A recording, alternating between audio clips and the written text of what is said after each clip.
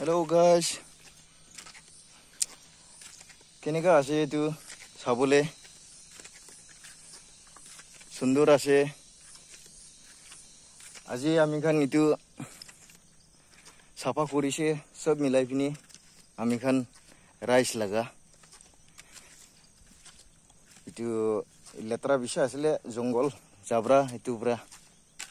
সব সাফা কৰিছে রাইস মিলাই পিনি আমি খান আর আছে আর সাফা করে বলে সুন্দর বনাইছে সুন্দর বনাবলে আছে ইটো জায়গাটো টুরিজম আসলে ইটো ওপেনিং হোৱা নাই টুৰিজম কৰিব কবিনি বনাইবিন থাকা সবই কেনেকা আছে জায়গা